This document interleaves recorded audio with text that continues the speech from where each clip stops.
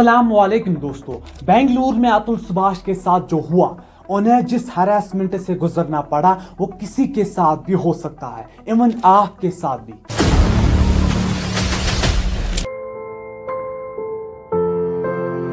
बेंगलुरु से ही देश के कई इलाकों में प्रोटेस्ट देखने को मिले। We want justice! We want justice! पर अफसोस की बात यह है कि ये कोई नेशनल न्यूज नहीं बनी अभी तक, क्योंकि इस देश में जानवर ज्यादा प्रोटेक्टेड है आदमी से। सबसे ज्यादा सवाल उठ रहे हैं यहाँ पर जुडिशियल सिस्टम के खिलाफ, क्योंकि लॉ कहता है इनोसेंट अंटिल प्रूवन गिल्टी, पर जब ये बात हम पे आती है तो समाज कहता है we are guilty until proven innocent, because nobody cares about the innocent men, not the lawyers, not the judges, not the activists, not the police officers, even not the relatives। कानून का जो मसला है ना, ये हमेशा पत्नी के पक्ष में जाएगा। शर्म की बात तो ये है कि किसी भी बड़े यूट्यूबर ने इसके ऊपर बात नहीं करी, ना ध्रुव राठी ने, ना नीतीश राजपूत ने, ना ही मोहक मंगल ने। इन्होंने कुछ नहीं बोला, ना कोई वीडियो, ना कोई post, even not a single effort. ये वही यूट्यूबर्स हैं जब कोलकाता डॉक्टर केस हुआ था तो ये सबसे पहले आगे आए थे। उसने पूरे देश की आत्मा को झकझोर दिया है। को यूज करके फिल्म बनाते हैं। डिटेल्ड वीडियोस बनाई, क्वेश्चन राइज किए, जस्टिस की मांग की और कुछ ही दिन में ट्रेंडिंग पे आ गए, मिलियंस में व्यूज गैदर किए। वहीं अतुल सुभाष का केस भी तो हैरेसमेंट था, ये भी तो इक्वल अटेंशन डिजर्व करता था, पर इग्नोर किया गया। क्या ये इसीलिए क्योंकि ये उनके नैरेटिव को फिट नहीं बैठता, या ये इसीलिए क्योंकि अतुल सुभाष पे कोई भी पॉपुलर कंटेंट नहीं बन सकता?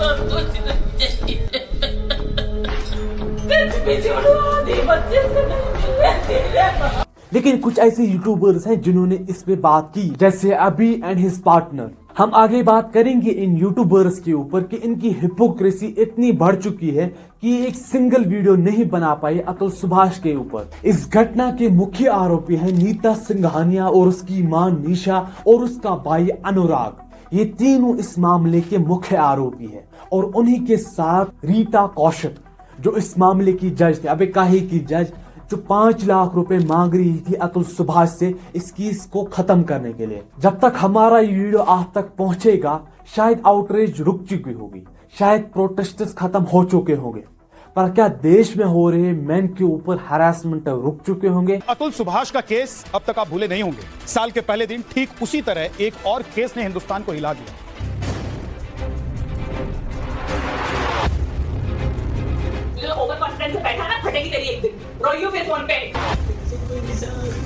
ये सिस्टम इतना डेस्परेट हो चुका है वुमेन एम्पावरमेंट के ऊपर कि ये भूल ही चुके हैं कि मैन एग्जिस्ट भी करते हैं नहीं।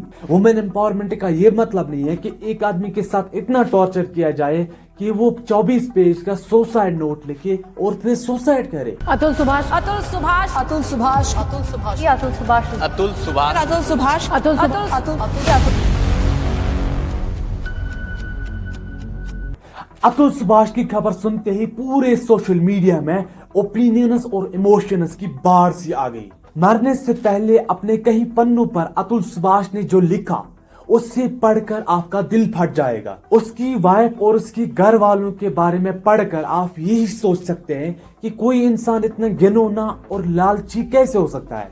इसी लेटर में अतुल सुभाष अपने 4 साल बेटे के लिए जो बातें लिखता है उससे पढ़कर आप परेशान हो जाते हैं और बार बार यही ख्याल आता है कि काश अतुल के दुख का हमें पहले पता होता, काश हम अतुल को उसके बेटे से मिलवा पाते। पर अब ये बातें सिर्फ काश ही बनकर रह गई है। कुछ ऐसी भी बातें हैं इस केस को लेकर जिसे सुनकर आप चौंक जाएंगे।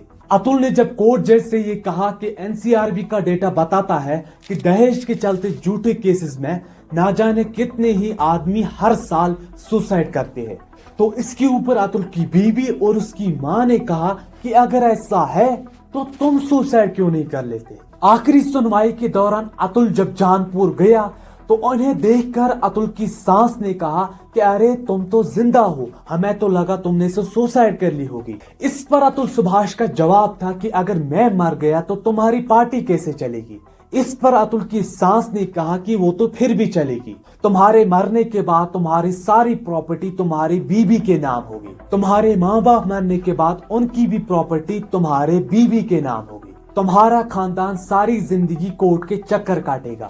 अतुल ने जज के ऊपर भी इल्जाम लगाया कि उन्होंने मुझसे 5 लाख रुपए की डिमांड की थी। जब मैंने वो पैसे नहीं दिए तो उन्होंने मेरी सुनवाई नहीं की। अपने वाइफ के इस टॉर्चर और करप्ट सिस्टम के चलते अतुल ने 9 दिसंबर को सुसाइड कर लिया। मेरा नाम अतुल सुभाष है। मैं तकरीबन 34 साल का हूँ। बेंगलोर में रहता हूँ। आज मैं सुसाइड कमिट करने जा रहा हूँ।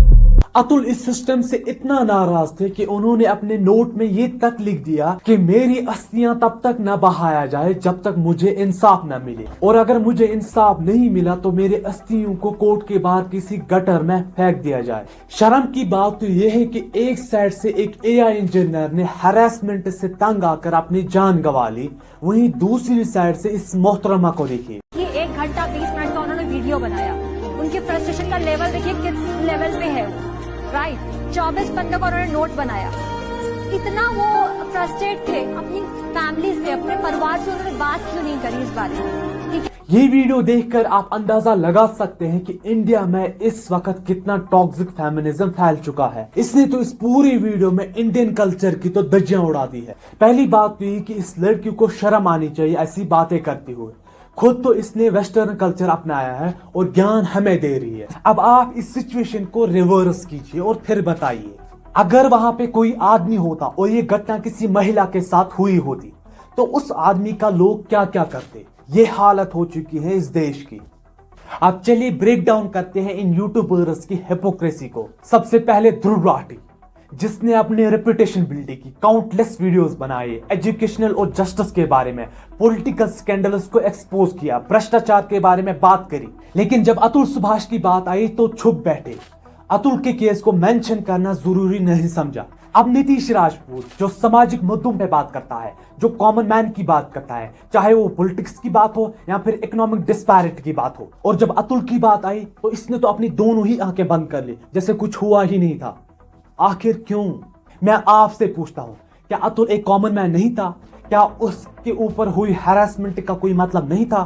फाइनली मोहक मंगल, जो अपनी डेप्थ एनालिसिस के लिए जाना जाता है, जो हमेशा सामाजिक मुद्दों पर डेप्थ एनालिसिस करके अपनी बात रखता है, इस यूट्यूबर को हमेशा पसंद किया जाता है। लेकिन इस केस में जब फैक्ट्स और रियलिटी डिमांड कर रहे थे अटेंशन को, तो मोहक छुप बैठे, जो हमेशा वाई एक्सप्लेन करता है इनजस्टिस के पीछे।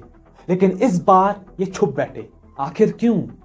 जब कोलकाता के एक डॉक्टर के साथ हरासमेंट का मामला आया, इन क्रिएटर्स ने तुरंत रिएक्ट किया, इश्यू को आगे बढ़ाया, अकाउंटेबिलिटी की मांग की। वहीं अतुल एक पिता और एक इंसान जिसने हरासमेंट और टॉर्चर से तंग आकर सुसाइड किया, और फिर भी इन लोगों ने एक शब्द तक नहीं बोला। ये सिर्फ एक केस की बात नहीं है, बल्कि ये बात है इन सो कॉल्ड जस्टिस वॉरियर्स की, जो सिलेक्टिव आउटरीच करते हैं, जो सिर्फ ट्रेंडिंग इश्यूज या फिर अपने ब्रांड से एलिजेड चीजों को ही उठाते हैं, और जो इनके एजेंट को फिट नहीं बैठता उनको ये इग्नोर कर देते हैं। खुद से एक सवाल पूछिए, अगर अतुल सुभाष एक औरत होती तो क्या ये यूट्यूबर चुप रहते? अगर ये डाउरी हैरेसमेंट एक औरत की कहानी होती तो क्या ये लोग इससे इग्नोर करते? जवाब साफ है, बिल्कुल भी नहीं। अब समय आ गया है कि हम मुश्किल सवाल पूछें, क्यों ये यूट्यूबर्स अतुल जैसे केसेस को इग्नोर करते हैं? क्या ये बैकलैश से डरते हैं, या ये एक तरह के नैरेटिव में इतने इन्वेस्टेड हैं कि ये दूसरी तरफ देखना ही नहीं चाहते? अगर ये यूट्यूबर्स सच में जस्टिस के लिए स्टैंड करते हैं तो इन्हें अपनी ऑडियंस के सामने इस हिपोक्रेसी को एड्रेस करना होगा, क्योंकि जस्टिस सिलेक्टिव नहीं होता, और अतुल जैसी कहानी ये डिजर्व करती है कि उन्हें सुना जाए। अतुल सुभाष की कहानी एक ट्रेजेडी नहीं थी, बल्कि एक वेकअप कॉल है हर इंडियन मर्द के लिए कि वो अपनी आवाज उठाए, कंटेंट क्रिएटर्स के लिए कि वो अपनी बाइस समझे, और सोसाइटी के लिए कि वो सच देख सके। अगर ये यूट्यूबर्स अतुल की बात नहीं करेंगे तो हम करेंगे, क्योंकि जब जिंदगी दांव पर हो तो खामोशी कोई ऑप्शन नहीं होता। इंडिया में कोर्ट कहता तो है कि झूठी गवाही देना एक अपराध है, लेकिन फिर भी फेक केसेस होते हैं, फर्जी एलिगेशन में लोगों को फंसाया जाता है, और कितने ही लोगों का करियर इससे खत्म हो चुका है। भारत में आज भी मेन राइटर्स ट्रिब्यूनल नहीं है जहां पर ऐसे केसेस के बारे में रिड्रेसल हो। जिनके पास कोर्ट कचहरी के चक्कर लगाने के या फिर एक अच्छा लॉयर हायर करने के पैसे नहीं होते या रिसोर्सेस नहीं होते, उनका क्या? ये कोई सोचता ही नहीं। दिल्ली में कुछ सालों पहले एक फेमस केस हुआ था, जैस्लीन वर्सेस सरबजीत सिंह। जहां पर एक लड़की ने बाइक पर बैठे हुए लड़के का फोटो लिया और सोशल मीडिया पर अपलोड कर दिया। रातों रात सर्वजीत का नाम बन गया दिल्ली का दरिंदा। कोर्ट ने उसे गिल्टी ठहराने से पहले ही पूरी दुनिया ने उसे गिल्टी करार दिया। उनकी मदर डिप्रेशन में चली गई और जब केस कोर्ट में गया तो 10 डेट्स के लिए जैस्लीन अपीयर ही नहीं हुई। वो तो किसी दूसरे देश में स्टडीज करने के लिए चली गई। 3 साल केस चलने के बाद फाइनली कोर्ट ने सर्वजीत सिंह को नॉट गिल्टी घोषित कर दिया। लेकिन बीच में सर्वजीत सिंह के ऊपर जो मेंटल हैरेसमेंट हुआ उसका क्या? एनसीआरबी का डेटा बताता है कि 2015 से लेकर 2020 तक करीबन 25% डाउरी हैरेसमेंट के केसेस खालस पाए गए जब उनकी इन्वेस्टिगेशन हुई।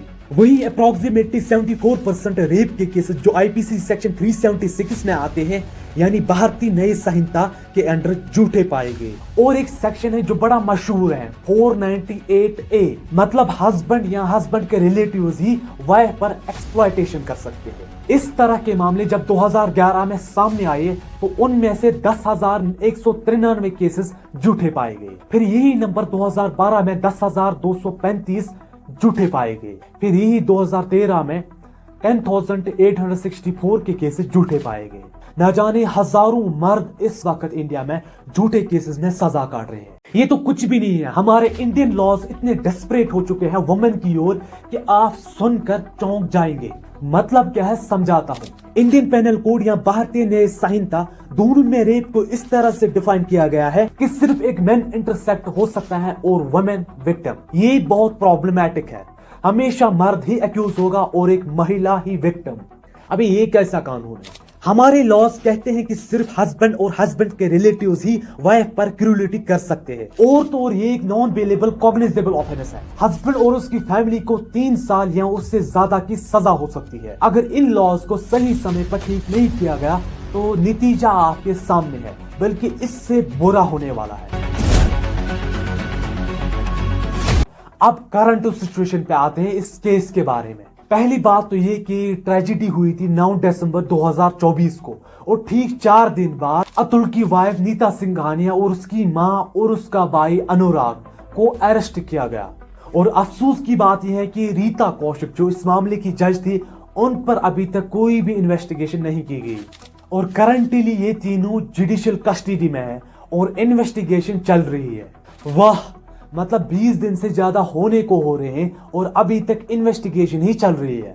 वाह क्या बात है, सलूट है हमारे इस सिस्टम के ऊपर। और इस केस की अगली सुनवाई है 7 जनवरी 2025 को। मतलब ये इंडिया का पहला केस होगा जो शुरू हुआ था 2024 में और खत्म होगा शायद 2025 में। बड़े अफसोस की बात है कि जब कोलकाता डॉक्टर केस हुआ था तो कुछ ही दिन के अंदर उस केस को सीबीआई को सौंपा गया, पर इस केस में अभी इन्वेस्टिगेशन ही चल रही है। एट द एंड हम आपसे एक ही चीज चाहते हैं कि इस वीडियो को अपनी फैमिली और अपने फ्रेंड्स के साथ शेयर जरूर कीजिएगा और कमेंट सेक्शन में अपना फीडबैक जरूर दीजिएगा, क्योंकि justice delayed is justice denied.